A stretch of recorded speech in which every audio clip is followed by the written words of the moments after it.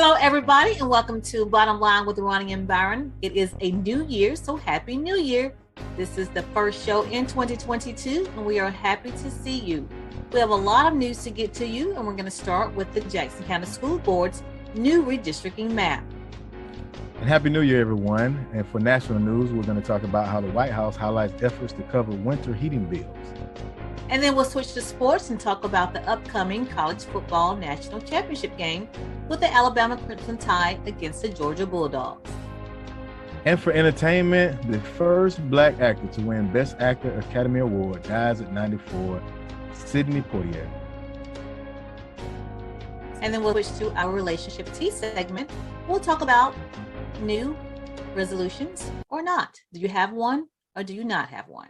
So, Byron, let's get to it. Let's go ahead and start with the Jackson County School Board redistricting map. They have a new one. They met this past week and came up with a map that is different from the county commissioners. I'll let our president, Linda Franklin of the Jackson County NAACP, explain what happened. The Jackson County School Board held its special meeting on Wednesday, January the 5th at 3 p.m., where there were two maps presented for consideration. Map 1 was drawn up by Tony Pumphrey. Map 2 was drawn up by Matt Fuqua. Map 1 was voted down by the board. Map 2 was accepted and voted in by 4-1. We all came away with an agreement that this map would be acceptable for all the above. So, Byron, as she stated, there were a couple of maps presented, and they all agreed on one. And I did reach out to Nicholas Warren also, who is the attorney from the ACLU, who has helped the Jackson County School Board as well as the county commissioners. And this is what he had to say the difference was between the two.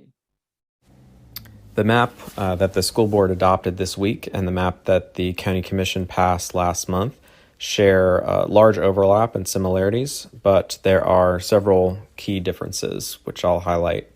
Focusing on District 1, in the map that the school board adopted, in the Graceville area, it continues to be divided between Districts 1 and 2, with the north half of Graceville north of Route 2 remaining in District 1, and the south half of Graceville in District 2.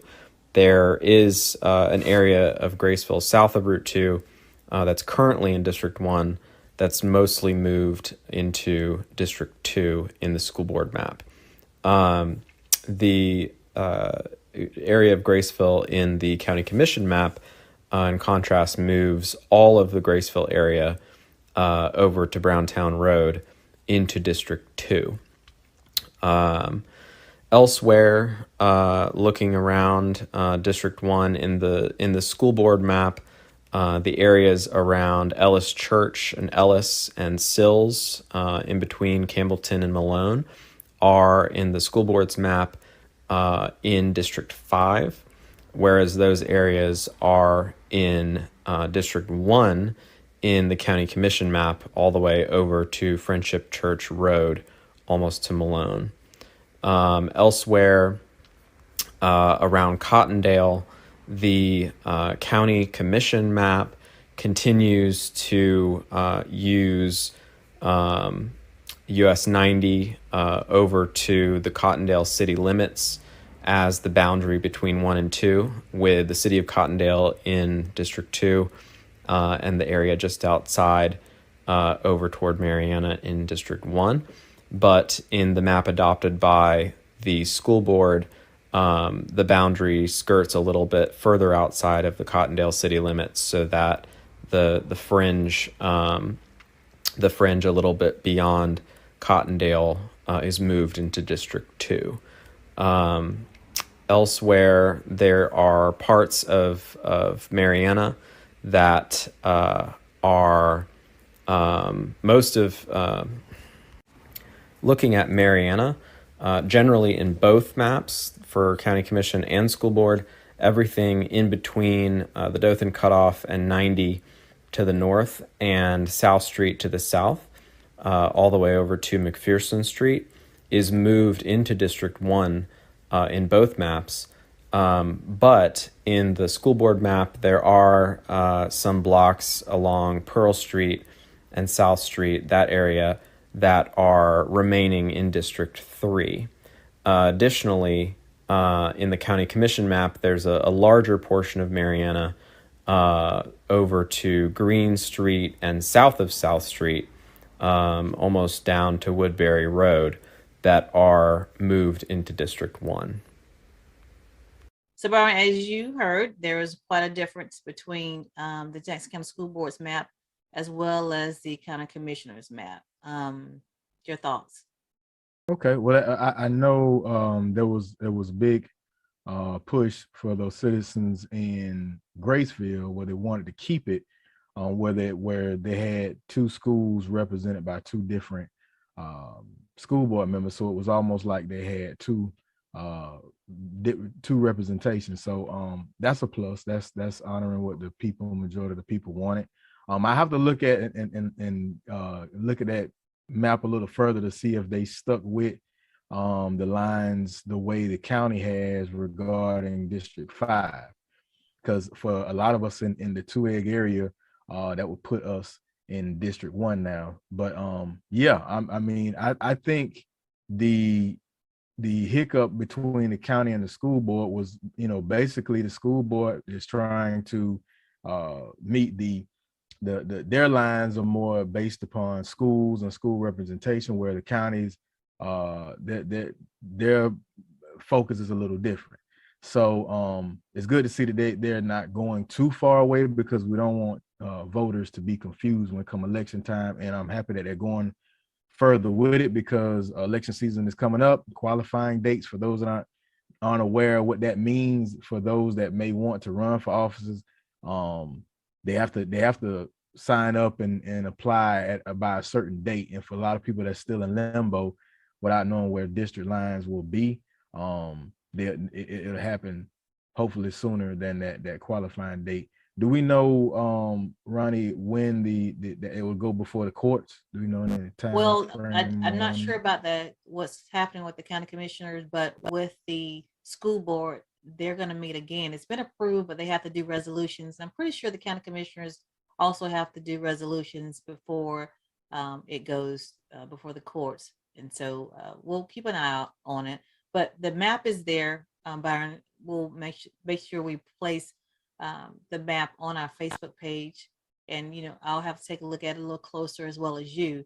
But you can see how the old lines are in blue, and then of course you can see how it overlaps with the new one and see the difference just by kind of glancing at it. But we'll post that. We'll post the entirety of the interview with Nicholas Warren, who's the attorney from the ACLU, who's helped both, as I mentioned before, the Jackson County School Board as well as the county commissioners. So, yeah. But good thing that the school board did come to some type of agreement on a map, because, like you said, like President Franklin said, there were two maps presented, and they chose one. Good to go. Yeah. All right. So let's move on to our next. I want to talk a little bit about the Mariana City Commission. I'll just mention that, they were up for redrawing their lines as well, but they voted 5-0 to keep the lines as is. So there will be no change in the city of Mariana regarding the districting lines. So everything stays the same. And I do want to mention, I'm going to jump back to the school board. When they took the vote was 4-1.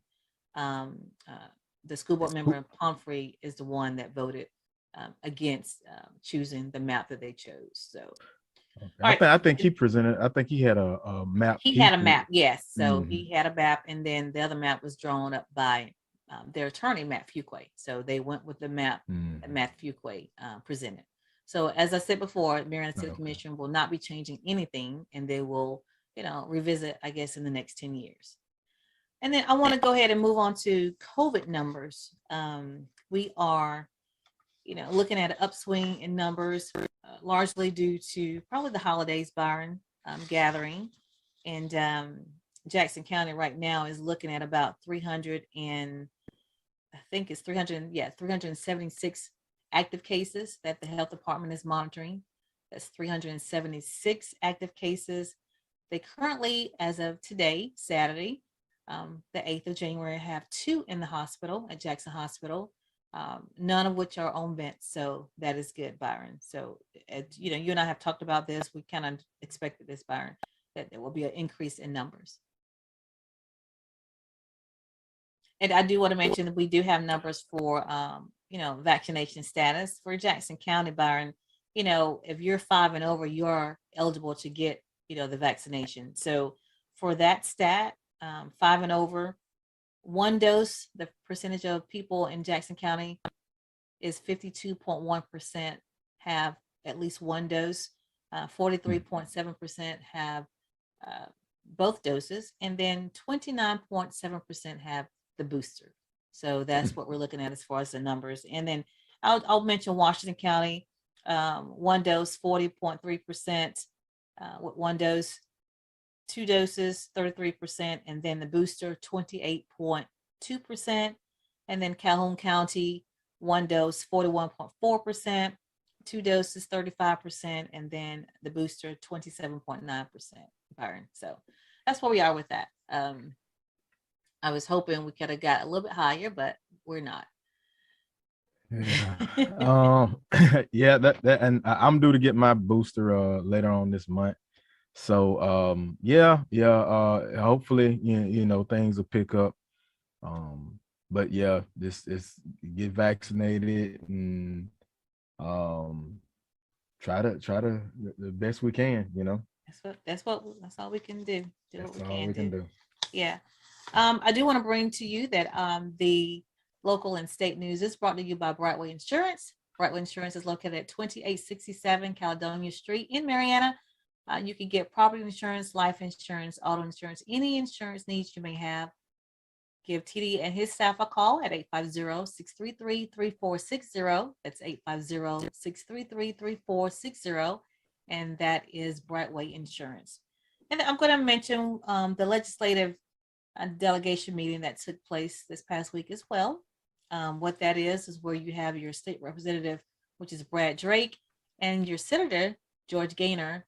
They make rounds to each county and they hear the legislative requests from their constituents. And so he was here, or both of them were here this past week on Tuesday, and they heard what was needed. And I'll just kind of, you know, give you some of the things that were asked for. Most notably, our school board asked for $4 million, Byron, to renovate the old Mariana High School. They want to make it kind of like they want to make it like a district office where everything is kind of centrally located there. So they want to renovate the old high school. So they asked for $4 million.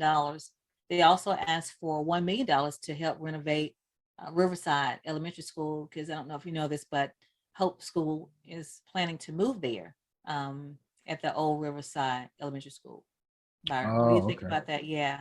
So that's what's happening there. And then they also asked for $5 million. They want to move the bus barn, all the food service operation closer to Mariana K-8. So they want to have a facility there that will house basically all of those operations near the Mariana K-8. So they asked for quite a bit. What do you think? Yeah, and then Chipola asked for money as well for Yep. Chipola asked for money for the HVAC system. They asked for $8 million for their HVAC system. Of course, the county asked for money, $1.1 million for 2 fire trucks they want to replace. And you know, so this is what you do. This is what happens. You know, Sneed's asked for money, but you know, this is where all the asks are made. To break it down Barney style for people, old devil dogs like myself, anything that you're wanting, these representatives, this is the time and the place to go and present your case, and they'll present it to on the legislative committee. You know, you remember those old schoolhouse rock days where they show you how a bill is made. Pretty much in that same fashion, they address it, bring it up to the various committees. If it passes to go before, to make it as a bill, and it goes through the process, have to make it through the House, has to make it through the Senate, goes through the governor's desk, and if it gets signed and okayed, then a lot of these things go through. Same thing with but the ask. Yeah, but a lot of things, just being in the room a lot of times is the main focus. And I saw another one. I think I forgot the young lady's name, but I think she was asking for like 400K plus for the autism center that's supposed to be at the Endeavor property. Well, yeah, they were asking for money for the to help with that Next Step Academy, which will house the autism students. And that's a whole other story. That seems like the only thing that kind of got a reaction, a more positive reaction. But I'm not to say that any of these other things may not come about, but hey, the key to it is you ask, you be there and you ask, and that's how it gets made. Any other time, it's hard to get up with these representatives, because once they get in the session, they're locked in, and most of them are part of 3 or 4 committees, so they're you won't be able to get in contact with them pretty much until April-May time frame. So and they go on legislation. They go in legislation on January the 11th. And Byron, we're going to have Senator George Gaynor on our show probably towards the end of the month. He's agreed to do it. And and we'll be able to ask him, exactly run us through how this all happens. But I do know it's not just going before them when they come to your county. You also submit, paperwork outlining your projects. You have to, give the amount, you have to give the details of what it entails, and then you submit your paperwork, the form, to the Senate as well as to the House. So, it's not just going before them, but it is good if you're present, when they come to your county, you put a face with your paper. And so that's what this is all about. And you say, hey, we're submitting this form. These are the projects that we have, and we would like for you to take a look at them and hopefully, float money our way to get these projects funded. Yeah.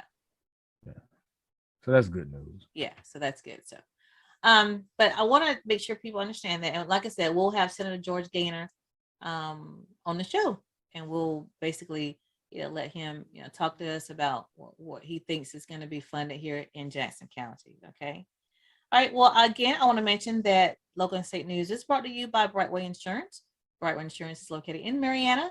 You can call them at 850-633-3460 and ask for TD Horn and his staff and get all of your insurance needs taken care of. Okay. All right. What we have for national news, Byron? So for national news, before I begin, People's Funeral Home, because they care and they're there when you need them.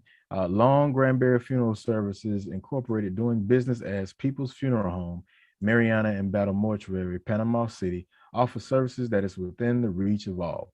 Their caring staff is available 24/7, and when the need arises, their services are designed to commemorate the life being remembered at a price suitable for all. So please give Cephas and Gwen a call at 850-482-2233, or simply stop by for more information. That's People's Funeral Home. So my first story is I'm going to talk about how the White House highlights efforts to cover winter heating bills. Now, I know us Florida residents, it's mainly for those real cold areas, but not so much for Florida residents. So the Biden administration is distributing an additional $4.5 billion in funds to help low-income Americans cover heating costs during a second pandemic winter, with cold weather states receiving the largest share, according to state-by-state breakdown released this past Friday. So the funding boost, part of last year's $1.9 trillion American Rescue Plan coronavirus relief package, more than doubled the normal funding level of low-income home energy assistance programs. So these funds, they represent a large appropriation in a single year since the program was established in 1981. So it's a lot of money. States like Minnesota will receive nearly $274 billion in home energy assistance. Meanwhile, Texas, which has a population about 5 times larger, will receive $10 million more. New York State, with a population less than 20 million people, compared to Texas, received 29 million. Edgewater received under 876 million. So President Biden announced these commitments from 7 major utility companies across the country to guarantee no shutoffs for customers seeking assistance, and to identify and notify recipients eligible for government aid. That's So really good. Florida, yeah. So that's a good thing that they're trying to do. Although the pushback from Republican lawmakers is that the overall relief package, which was signed into law by President Biden back in March, has caused higher levels of inflation by pumping too much money into the economy. So that's how the other side looks at it, and it was something that was going to happen, because basically when we started talking about inflation, is basically printing more money. When you print more money, it devalues the dollar. But what else can you do? And what do you do? Yeah. Once in 100-year pandemic. Right. So needless to say, this is coming. So that's good news. What you think about that? Yeah, I think that's great, especially in those areas where it's freezing cold and people are really struggling financially. Yeah, you don't want that same deal to happen in Texas like it did. It was last year when the power went out and and pipes was busting all over the state, and yeah, that was a big mess. A disaster. That's what it was. Yeah. So that is good news for, like I said, those areas that are in severely cold temperatures and need the finances. Yeah. So the caveat on your story about COVID, the CDC drops breaking news about COVID vaccinated people and serious illness vulnerabilities. So CDC drops news about vaccinated people. Officials reveal that every vaccinated participant who endured serious COVID-19 outcomes as part of a new study of more than 1 million people had at least one risk factor that left them vulnerable. The CDC research has been published this week, and it's provided further evidence that COVID-19 vaccines protect people who are getting them. Just 189 people experienced various outcomes as a result. So just 189 people experienced these outcomes out of more than 1.2 million who get their primary vaccination series between December 2020 and October 2021. So the risk factors include being aged 65 and older, being immunocompromised, or having underlying conditions involving pulmonary disease, liver disease, chronic kidney disease, neurologic disease, diabetes, or cardiac disease.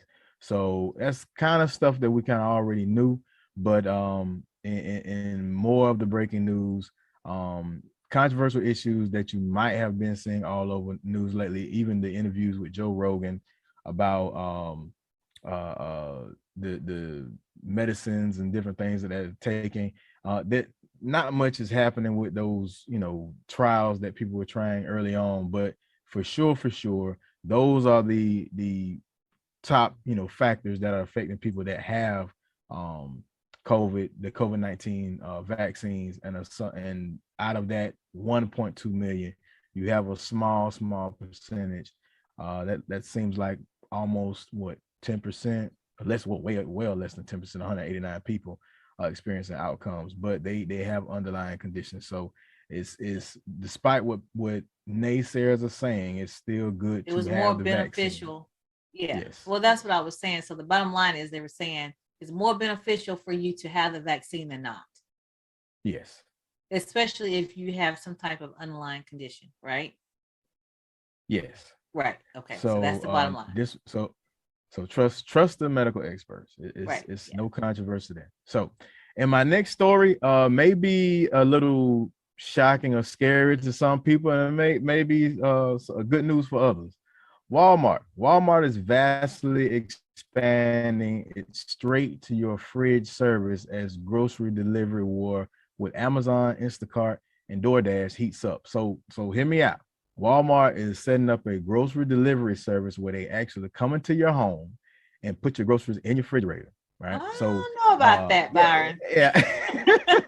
I don't know about that. I'm skeptical on that one too. But hey, Yeah. Walmart is gonna go hard. So the thing is that they're gonna provide the what are the Walmart employees with body cams, so that and it'll be an app that you download, and so you'll see them actually coming to your home and deliver. Now, me personally, I think that would be a good idea for those that may be like myself, like my family. Will travel and we don't always stay in hotels. We'll rent houses.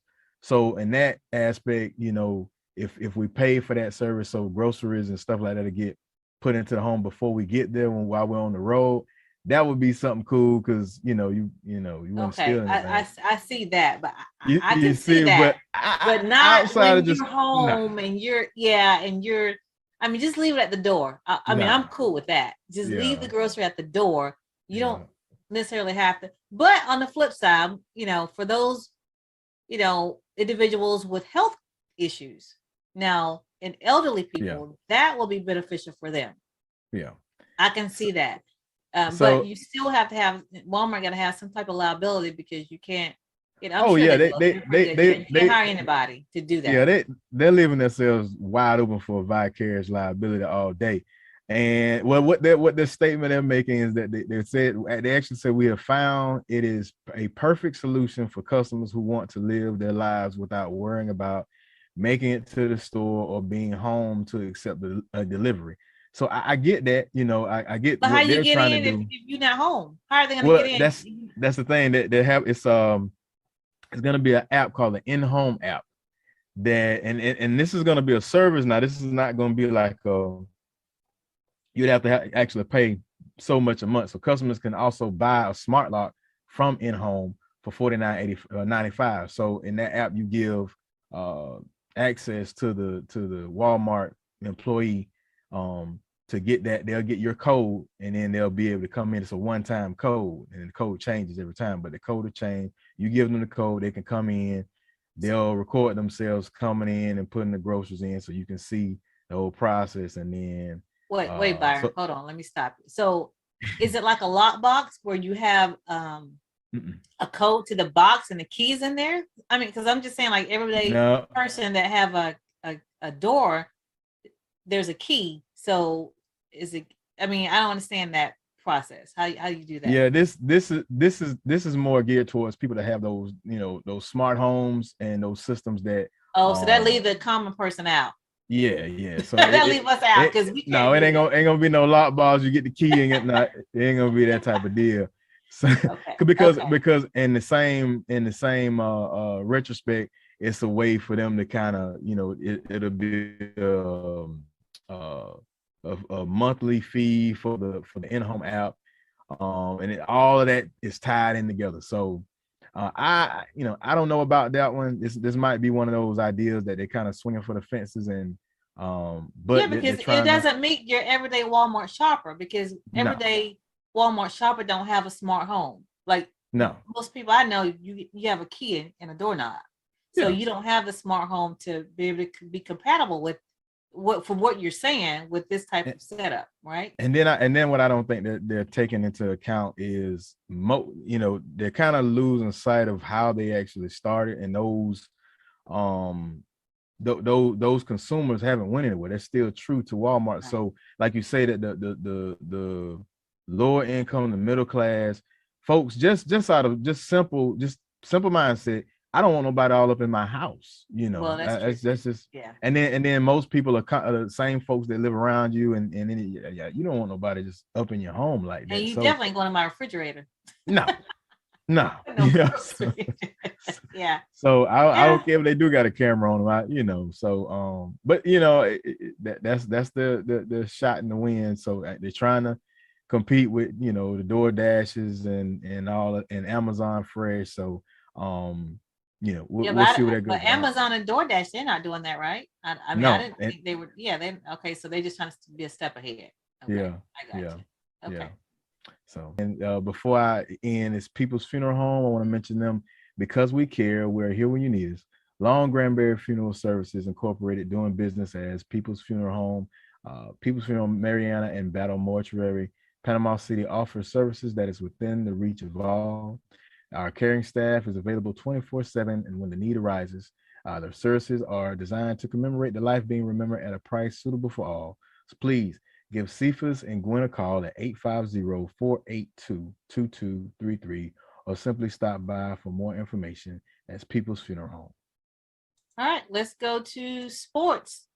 As most of you know, Jackson County hosted the Milton H. Johnson Invitational last week, which was the week after Christmas. And it was very good. All 5 high schools participated. You have schools from Alabama, Georgia, and it was a great experience. I got a chance to attend all 5 days. It was Tuesday, Wednesday, and Thursday.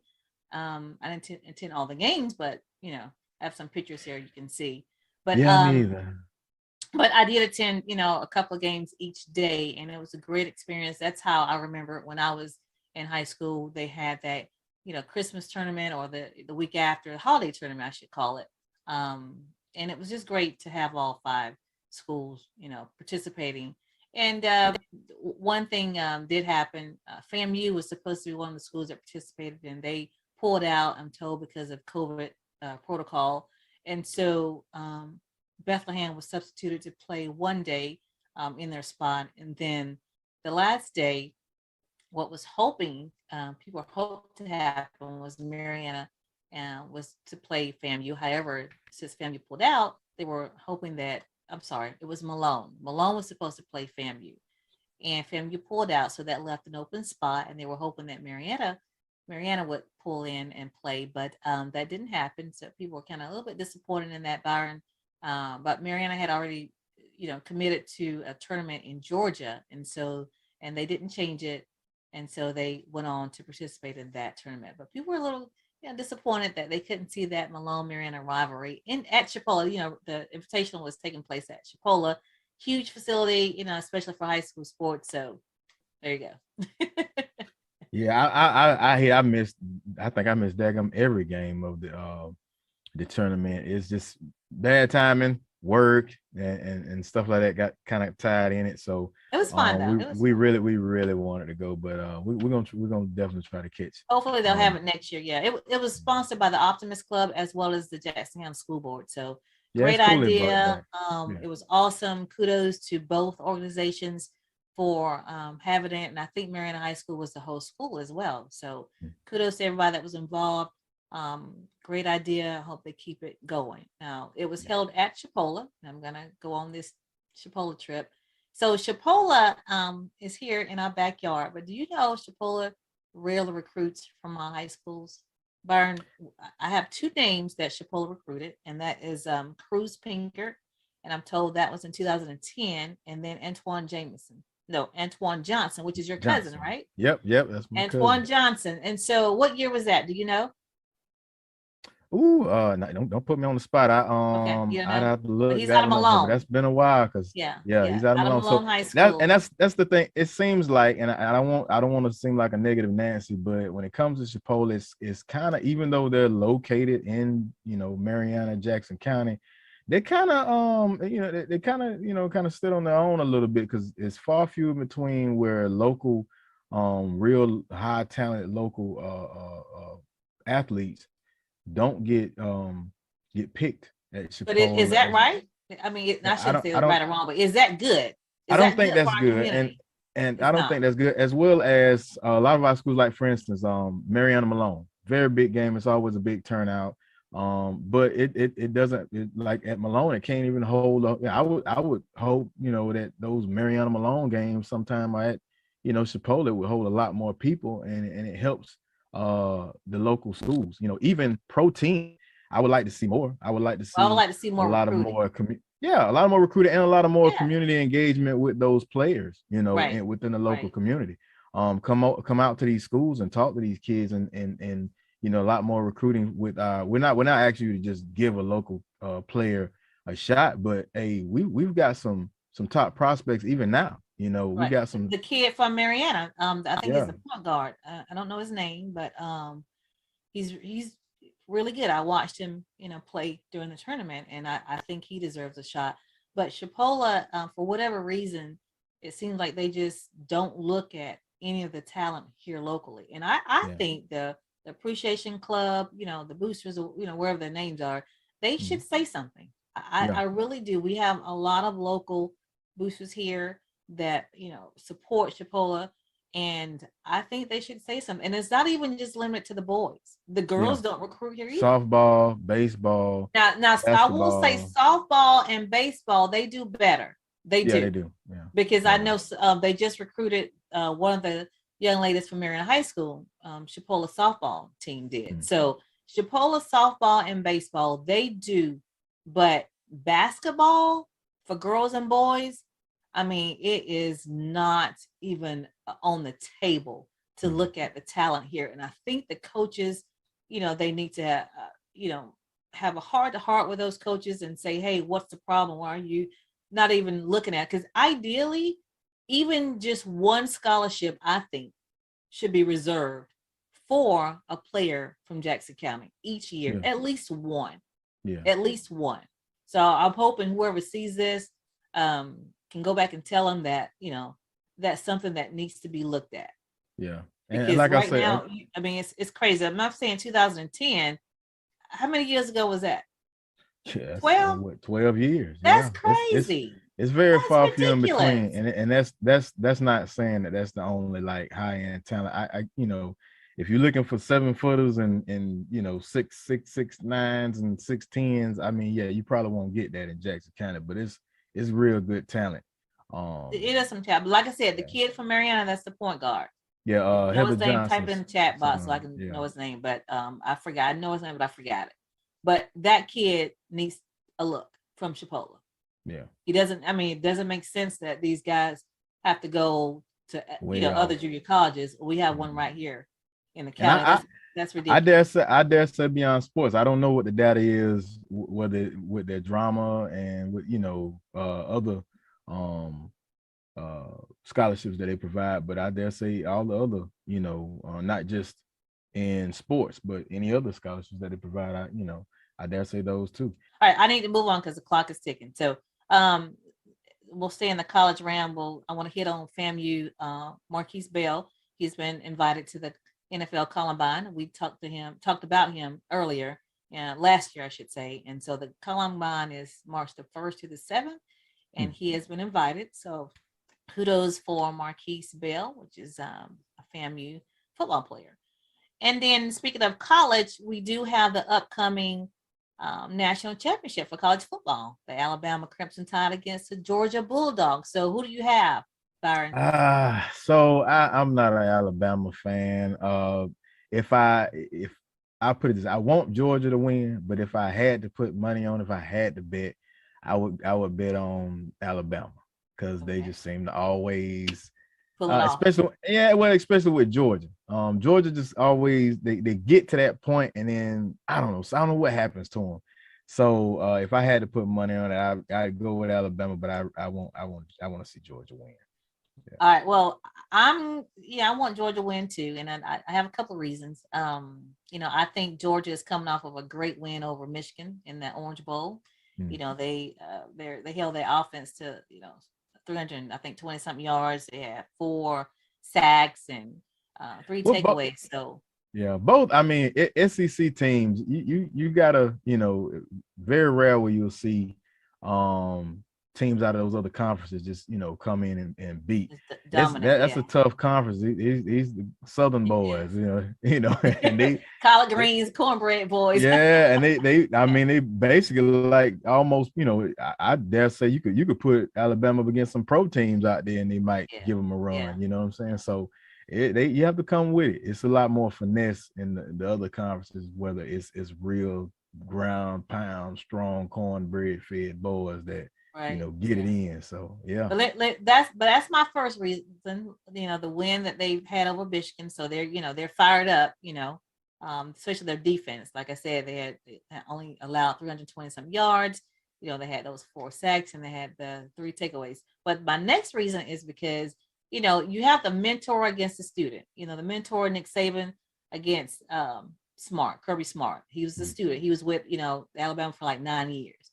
So I think Kirby Smart, is hungry. I think the team is hungry because, of course, Georgia lost in the SEC championship to Alabama. They did lose. However, they're hungry because they lost. They're hungry because they have not won a national championship since 1980. So all three combined, Kirby is like 0-4 against Nick Saban. Like I said, they lost in the SEC championship, and they have not won a national championship since 1980. All that combined, they're hungry. So that's the other reason. I think they're like, okay, let's get it together. Let's pull this off. So he may pull another Jimbo. Jimbo was the only one. So that game is scheduled for Monday, which is the 11th.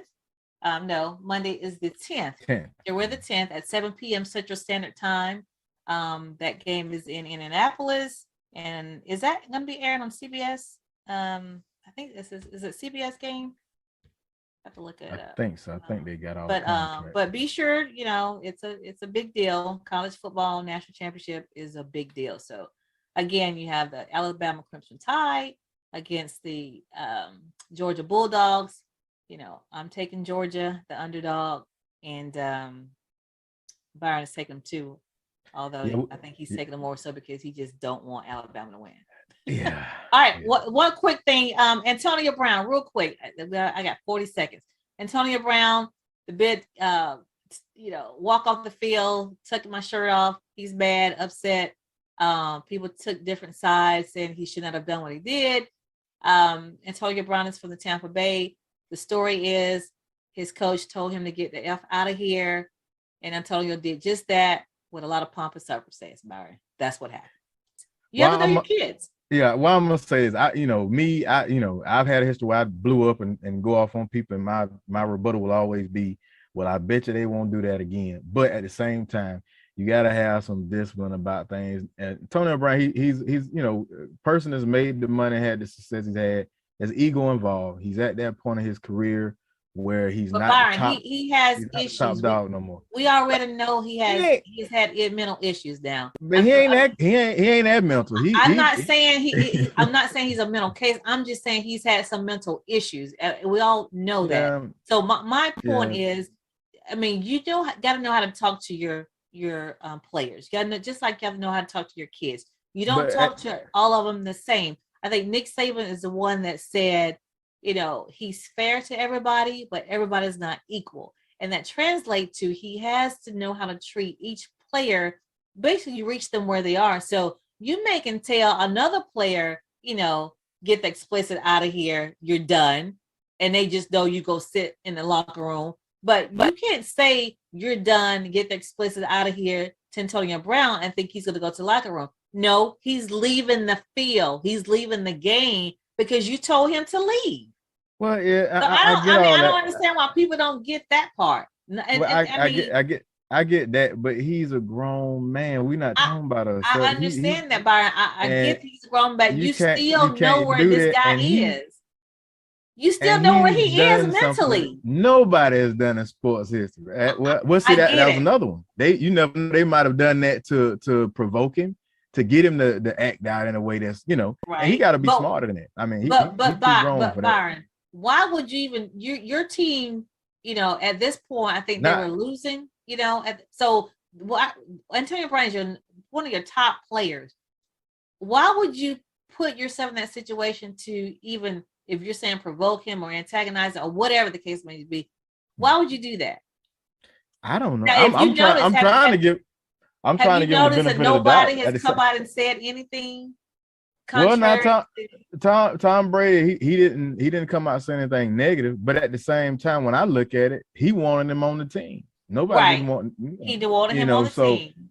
Right. He vouched for him, and then he turned around. So I don't know, and we don't really know the full story. I don't know if he was ticked off because he wasn't getting touches, and then he throw out by the ankle, because if his ankle was hurting like that, I wouldn't have been out playing in the first place.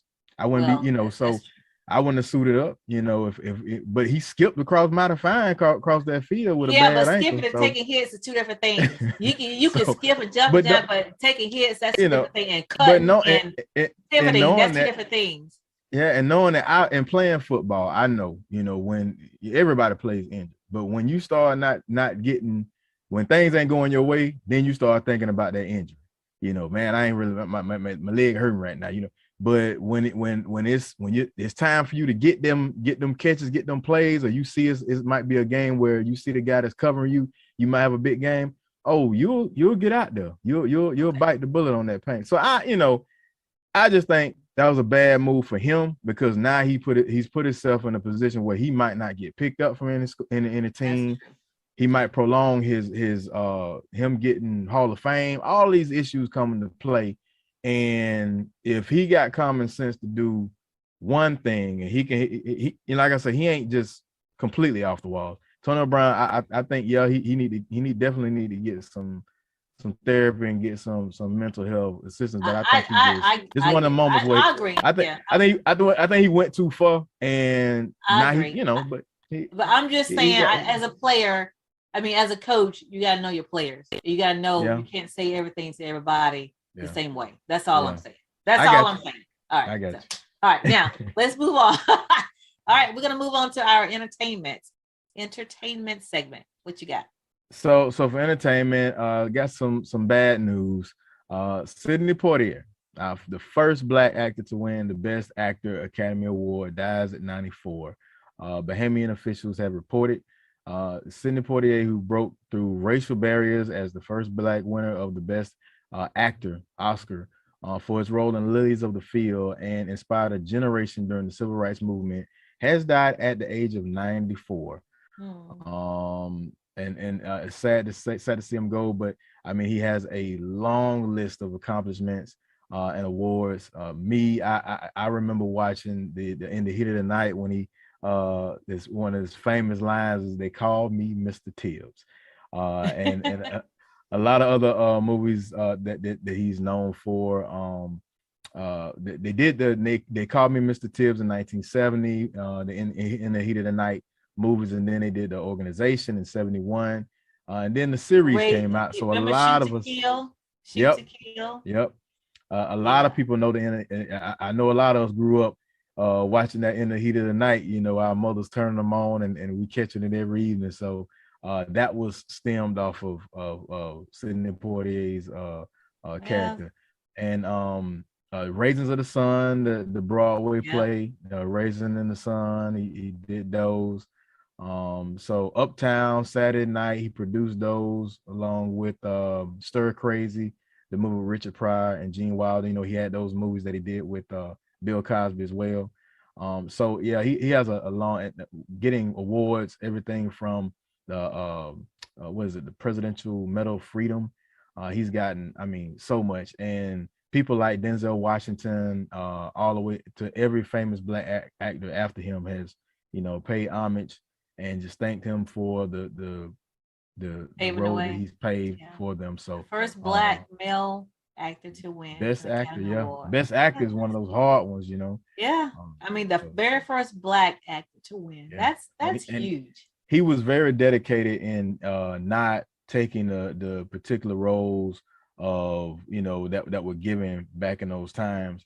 He wanted to make sure that he had a role. It wasn't a shoe shine boy or train conductor or a maid.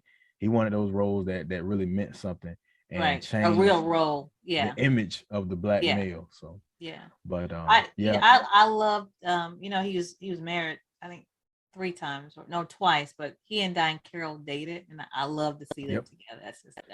That was a cool couple. Yeah, he ended up, I think it said like six kids. Six kids. But he was like I said, this was his second marriage, his current wife. But he and Diane Carroll dated for almost like 9 or 10 years. So great. 6 daughters. Six daughters. Mm-hmm. And I just he's gonna be remembered in the Hollywood for forever, because he paved the way for so many Black actors and actresses. So I think he did. Sidney Poitier, rest in peace. Rest in peace. So, and my next story, I really like to talk much about the whole Kardashian family, but Kim Kardashian is just come back from the Bahamas with her on a trip with the Saturday Night Live famous actor, what is his name? Pete Davidson. So these images showing them just getting back from their trip, wrapping up their brief and first vacation as a couple together. So despite what Kanye says, they got they're a couple. The pair touched down in LA Wednesday after a quick pit stop in Miami.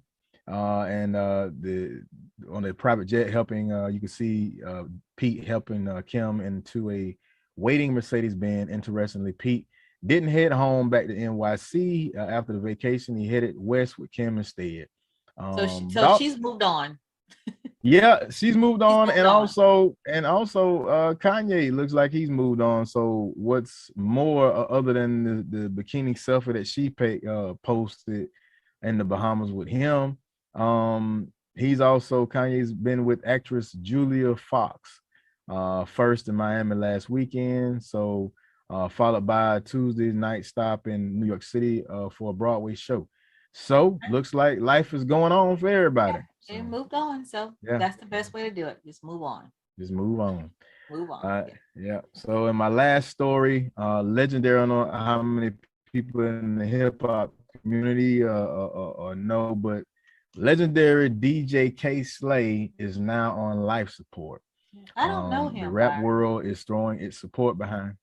Oh, you got. I guarantee if I play something, you'll recognize him. Because he was big in like early 90s, early 2000s. He was hosting, I want to say it was Hot 97 for a while. But he had a big run early 2000s with a couple of mixtapes that he did. I guarantee you'll know him. Maybe if I heard But some music, the rap world is rallying behind him. Music producer and manager Whack 100 informed his 350K followers on Instagram that K Slay has been hospitalized for the past 2 weeks after contracting the novel coronavirus. Oh, So, it's from COVID. Okay. Yeah. So they conveyed that Slay's condition has deteriorated steadily and has been placed on a ventilator and is asking for prayers. So everybody from LL Cool J to Jay-Z, everybody is sending their support. He actually got his start as a graffiti artist and then later ended up doing some time for drug possession and selling drugs, and then came back as a DJ and then ended up being one of the most prolific DJs in the game in the early 90s. So everybody from the likes of 50 Cent, Eminem, Kid Capri, Foxy Brown, everybody. So yeah, LL Cool J sent positive vibes through Twitter, send strength to DJ K Slay. Love you, bro. James Todd Smith. So yeah. So that's was prayers to DJ K Slay, and hopefully he pulls out of that. So but that's it for entertainment. All right, we'll move on real quick with our next segment, which is our relationship tea segment. And today we're going to talk about New Year's resolutions. So some people do it, some people don't. I don't. Do you, Byron? I've gotten where I don't get too caught up in I guess we could say the fitness thing, because everybody does that. I'm gonna work out more. Yeah. So but me and my wife, we did say, hey, as far as lifestyle changes, we're trying to change from the traditional buying gifts, and spending more time traveling and making memories with our family. So that's our big one. We're like, man, we're gonna try to make more memories and not get so caught up in material things, because as parents, we want for our kids what we didn't have, but at the same time, we'll find ourselves kind of spoiling them, and then you wonder why they're so bad with money, or just think everything just ungrateful. Yeah, and then a lot of times with kids, after a couple hours after they got it, they don't even care about it anymore. Yeah, it's over in the corner. And you find yourself making piles of boxes to go to Goodwill or trying to give it to somebody else, and it's so yeah, that's our biggest thing. So you guys didn't make New Year's resolutions, you just kind of made a lifestyle change. Lifestyle change. That's good. Yeah. My family, we just we didn't make New Year's resolutions, but we just kind of told things that we would like to accomplish in the upcoming year, and or changes we would like to make, within ourselves. And we just shared those among amongst each other. And so it wasn't New Year's resolutions, just kind of like, what can we do better to be better as individuals, and collectively, you know, what can we do better as a family? So that's what we did. So it wasn't a New Year's resolution, just kind of reflection, and evaluation, self-evaluation, just kind of see how can we be better, be better for each other and be better for ourselves. So I think that's how we do it. But some people do, you know, like New Year's resolutions. I think it's kind of like a thing kind of fading away, though. People are kind of getting away from that. It seems like I didn't see a whole lot of, you know, sometimes you can see stuff on social media. I didn't see a whole lot of, you know, Posting, New Year's resolutions. Did you? I didn't see. Not really. I seen a lot of, you know, happy to make it, you know, to 2022 because it's been so crazy. Grateful. But not so much of the resolutions. I think everybody resolutions just happy to be here and like alive, you say, huh? and just really, you know, just making it. But I'm like you know, I guess you could say instead of resolutions, you know, reflections. Because I said I was gonna start doing that when it came to my birthday, because you know, it seemed like 10 years went by so fast. You get so caught up in career, you get so caught up in your goals. And the next thing you know, you're like, well, what happened to the last 5 years? Because I slip up sometimes. People ask me how old I am, and I'm like, oh, hold on now. You know what I'm saying? So it's like, just take the time to reflect on what happened that year. What accomplishments you made. What did you learn from yourself and from things about yourself, and how could you make it better?